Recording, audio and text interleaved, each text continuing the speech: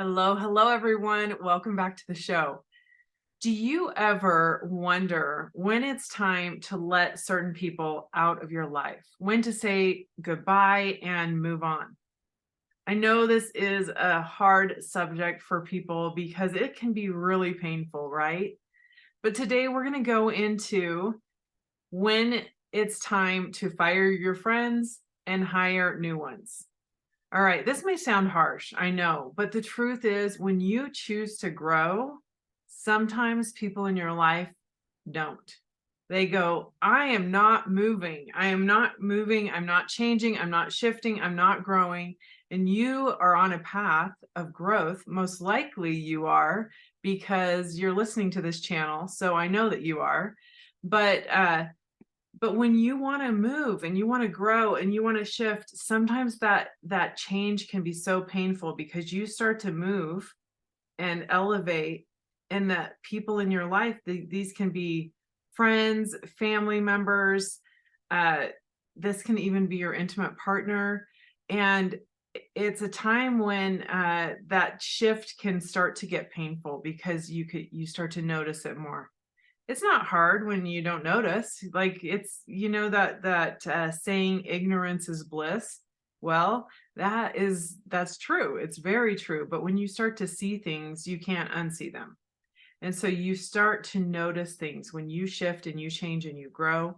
You start to see things within people around you that it gets kind of painful because it's hard to stay there and hang in there longer. I know for me, I felt this with my career, with the last job I was at, with the career I was in before. I got to a place where it was almost painful to stay there because I knew it was time for me to move on. There were things that I saw within the pharmaceutical industry that I wasn't cool with, and you know it was time to let go, to cut those ties. Now I know today we're talking about friendships, but this can apply to anything in your life. This can apply to your career, to your job, to your coworkers, to your family, any of that, any relationship or something that is time to move on from. This will be relevant to any area of your life. So what happens is you get to a crossroads in your life and you got to make a choice. And sometimes that choice is scary because it's, when we know things are going to change, then that is hard. Or if we've been friends with people for decades, that can be like, well, of course, I'm never going to not be friends with them. But if you realized what it was causing or what it was costing you, you would make a change, or you would at least really, really consider it, because your life will be so blessed for it. And then you can also inspire them. You can inspire them to make a change, for them to grow, for them to shift. But if you stay in your own little comfort zone and never, make any moves on your own, and you stay down in those same old ruts with the people that are staying in their ruts, then you're not helping anyone, right?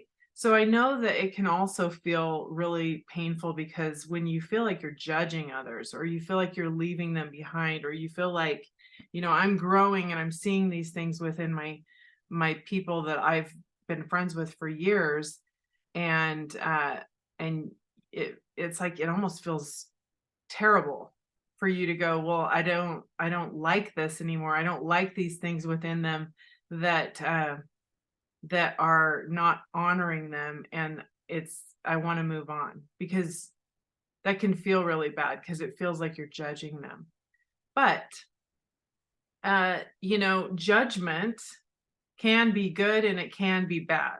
It can be good in the sense of making judgment calls, of having you know that intuition and making good decisions. We all have to make decisions, and in order to make decisions, we have to make judgment calls.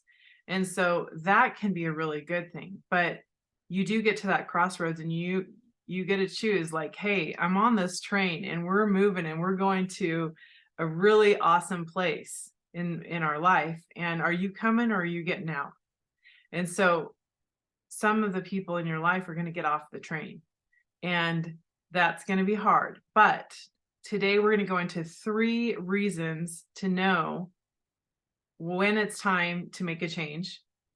And then I'm going to go into, stay for the end, because I'm going to go into 3. Now that you fire people, you're going to go, okay, well, now I have space for new friends. And I'm going to tell you how to make new friends and how to really call in your tribe and have an amazing, successful, supportive, like-minded tribe in your life.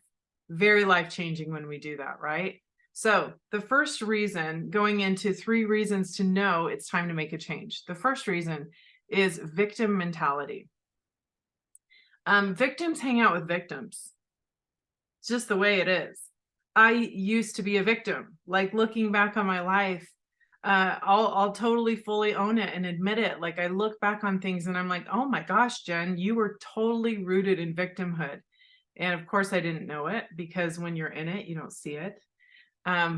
But that's the way it is. And your vibe attracts your tribe, and your, birds of a feather flock together. And so winners hang out with winners and victims hang out with victims.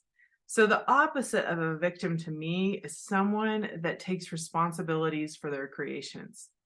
That is the most simple and on point way for me to think of it, of like, oh my gosh, a victim is someone who thinks, oh man, this person did this to me, or, I can't do it because of the economy, or for me, I had this happen, and they just go on and on and on about all the reasons why God is against them, the world is against them, their friends are against them, their boss is against them, whatever their story is. But that's a victim, is just spinning in that negativity and that drama, where they're always complaining about their life.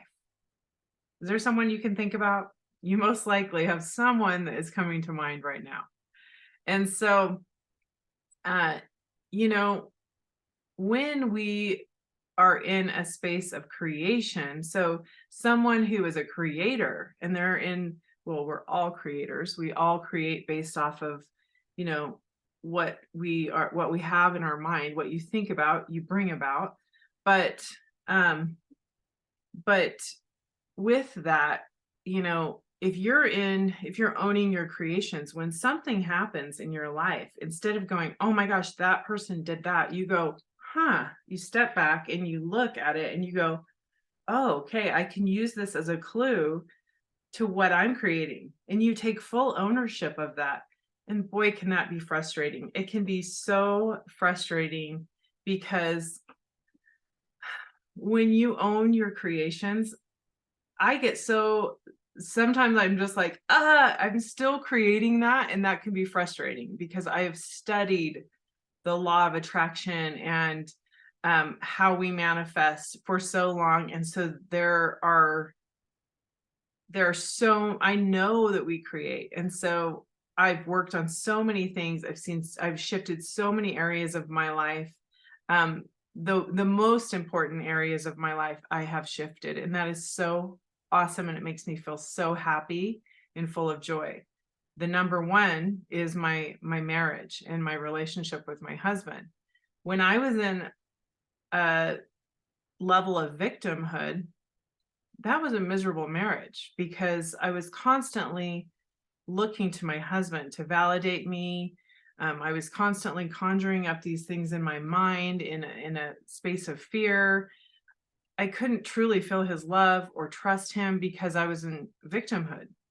But then once I started to understand what I was creating, when I was conjuring up these things in my mind, worrying about that he might hurt me one day, then I realized I was creating these issues. I was creating problems and walls between us.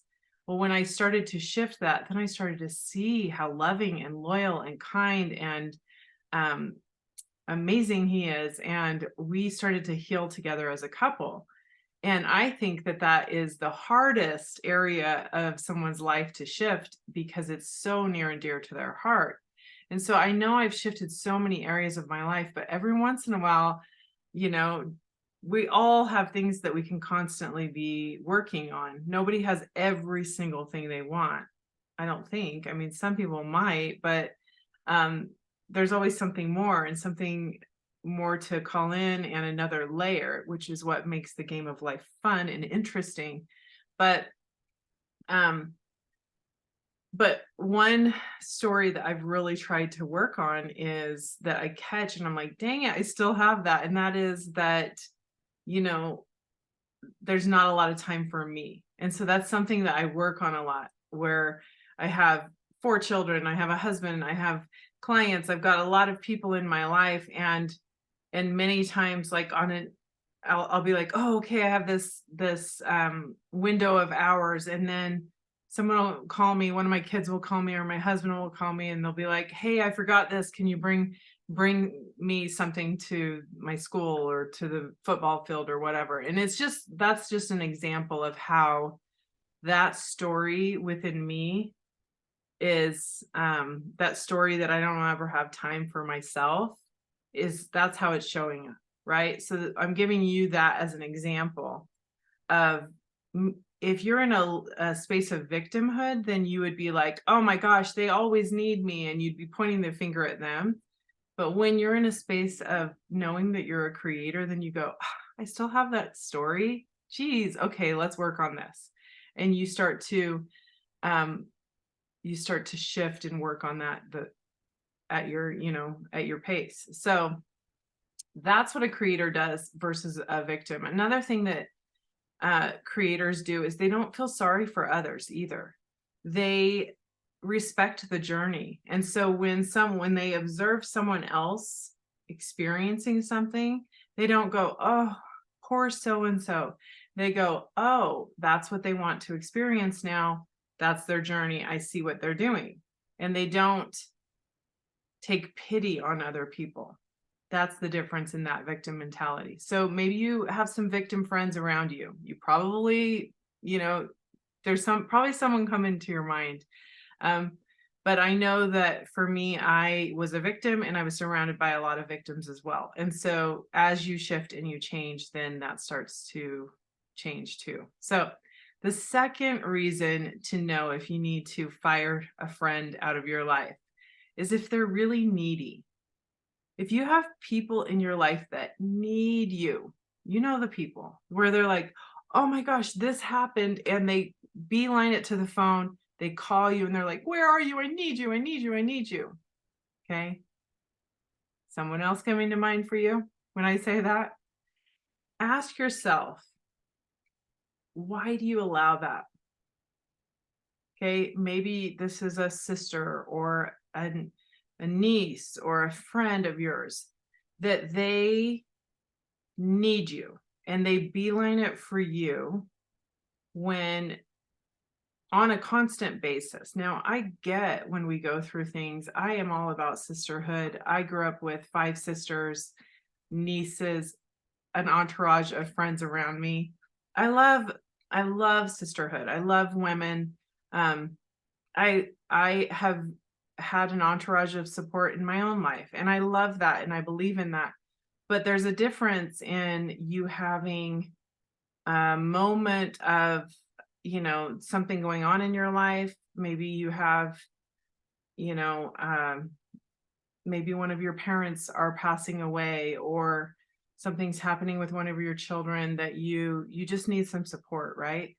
But I'm saying, like, on a constant basis, like, okay, it's Monday and so is, maybe you have a girlfriend who's having another um dramatic meltdown, and so she's calling you, and then she's calling you again the next day or the next week, and it's an ongoing thing. You know the difference. Okay. So ask yourself why you allow that. What is that? Does it validate you and make you feel good? I know for me, I recognize that was one for me, where i was I felt needed, and that felt good. But then once I started to shift out of that victimhood, it didn't feel good. It felt overwhelming and exhausting because I started to really want them to shift out of their victimhood, the people in my life. And I believe a true friend is one who pushes you to a place of empowerment. And sometimes leaving might be the best choice, because if they choose to stay in your life and you're not willing to move and shift and grow into empowerment, then maybe by them leaving, you will feel it and you'll start to make some shifts. But by them just, codependence and that enabling, by them just staying there and allowing you to constantly use them as a crutch, then they're not, maybe you will grow if they leave, and you'll see it. Maybe you'll snap out of it because of the pain of that situation, of that breakup, of that friendship or relationship. But maybe not. Maybe those people that are in victimhood, that are trying to, you know, they're needing you so badly. Maybe they'll just, if you leave their life and fire them as a friend, maybe they'll just go find someone else to need. They'll find another person to call and, you know, throw all their stuff on every day or every week. And so that's not your worry. Your main thing is to see when people in your life are in a space of victimhood, when they're in a space of really needing you. And when you see that, you go, I don't want this anymore. Okay. The third reason to fire friends, and this one's a big one, is if they gossip. If they're always gossiping about other people and telling you secrets about other people, or things that,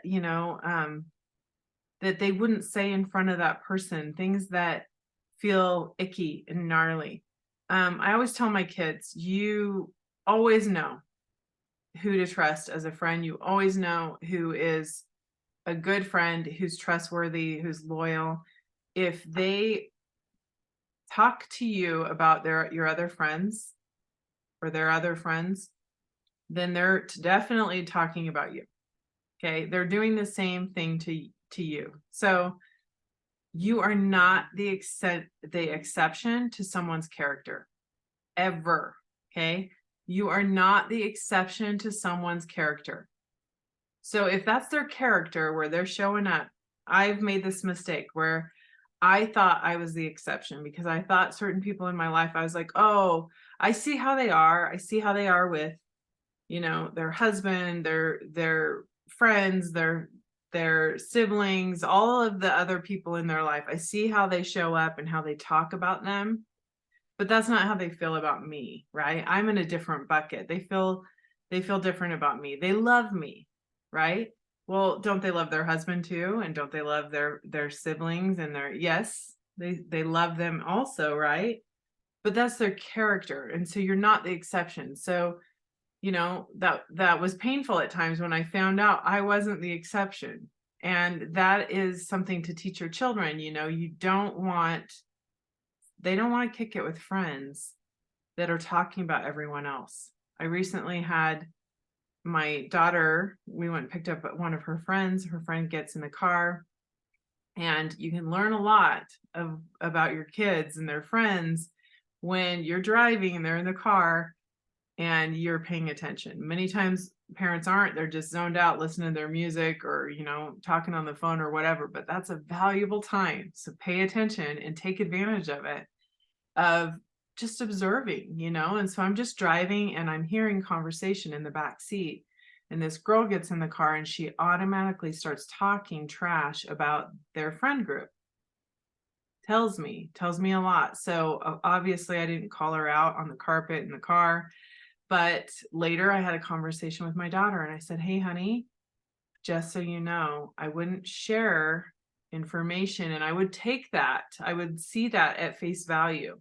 And so, I'm not telling you not to be friends with this girl, but maybe just kind of keep it at arm's length, because I don't not a trustworthy trait. And you certainly should not do that ever to your other friends around people, because that's a part of a character that you do not want to show up with.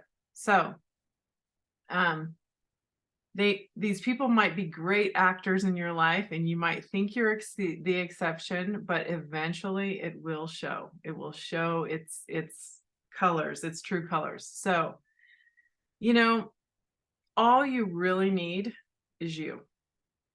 Don't look to others for validation. I know this is a whole nother podcast that we could go into, but focus on your own growth. And you don't need to get out a list and start, judging, making a list of like who's going to make your cut or not as a friend, but just become aware of how you feel around others. Don't just say, oh, that's just how they are, and like brush it off and be like, I know they talk about everybody and all their stuff and they say mean things. That's just how they are. Or maybe they're in a space of victimhood. Oh, that's just how they are. That is costing you.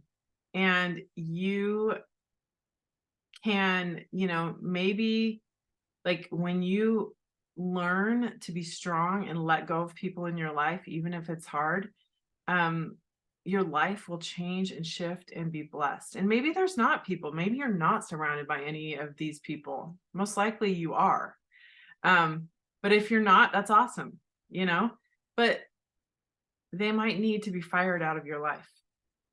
Or maybe you just need less interaction with them and spend more time and energy on the people that are going places, and you can rise together. So just take that in mind and take that into account, and just become aware of people that are doing those things in your life. Okay, 3 ways to make new friends. Now that you've fired, you now have room for you to hire some new friends, most likely, right? So the first way, I've heard people say, it's hard to make new friends as an adult. If that's your story, it's going to be hard. So don't say that story, number one, because we are creators. So if you go, oh, it's hard to meet people. Well, okay. And so it is. That's what the universe will reward you with, if that's what you're creating and that's your story. So first thing, start saying it's easy. It's easy for me to make new friends. But the number one is to go to new places. If you go to the same old places that you've always been, let's say you go to like a certain restaurant or club or bar, or a certain friend's house, and that's just like your routine that you've done year after year after year, and you're really wanting to grow and shift and change and elevate and meet new people, well, you got to go to new places. So most likely there's not new people going to the same old places, right? So you gotta branch out. Okay. Number 2, join groups, clubs, and community, such as pickleball. This is something that me and my girlfriends have been talking about lately is figuring out how to, like, learning how to play pickleball. None of us know how. I'm sure we're going to look silly at first, maybe, but it sounds fun. And so we're figuring that out. We're going to check it out, or maybe join a women's finance group or a personal growth group, or something that you can do that's joining a new group, right? And you don't have to go alone. Let's say that you're like, oh my gosh, that's so scary. Well, you can grab a friend or a sister or someone in your life, but now you're meeting new people together.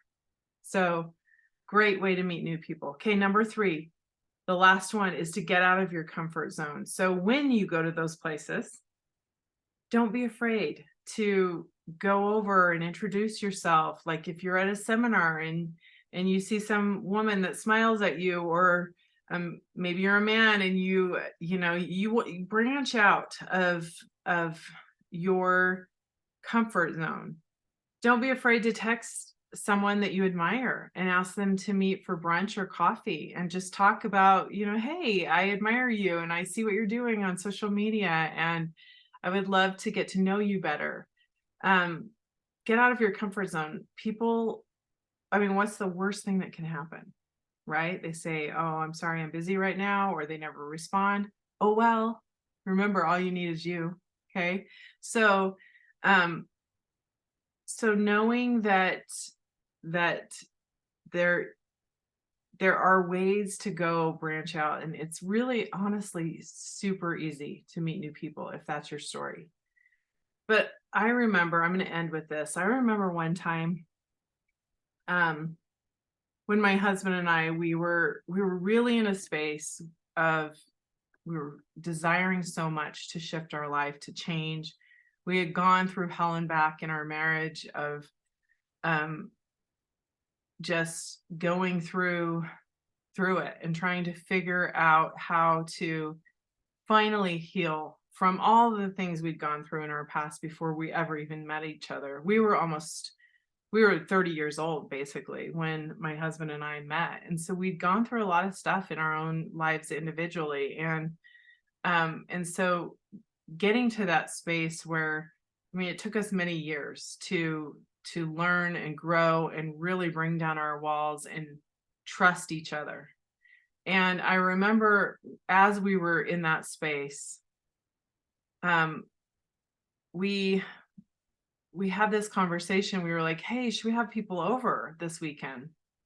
And we were very social. We had people over all the time. We had lots of friends and neighbors and family. And we looked at each other and we were like, "Yeah, yeah, I'd like that." And one of us said, "Well, who should we have over?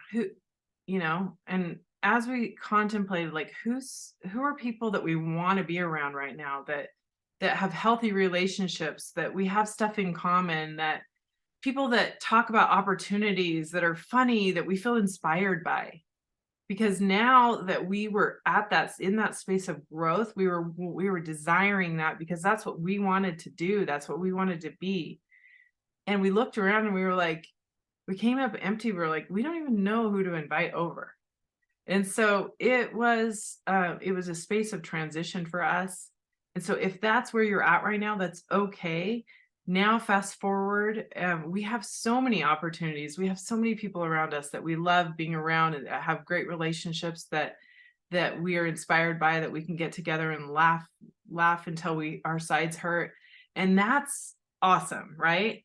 But um just start to see, because you have to see in order to make any changes. First, you have to become aware. And if you are someone who's looking for community, I invite you to come to my community. We have such a beautiful group of like-minded people in Awaken that are learning and growing together. And we meet every single week on Zoom. And then we also have meetups that we meet together physically. We have our annual event that happens in March of every year, and that's a big event. And then we have other meetups that are, less formal, and they're more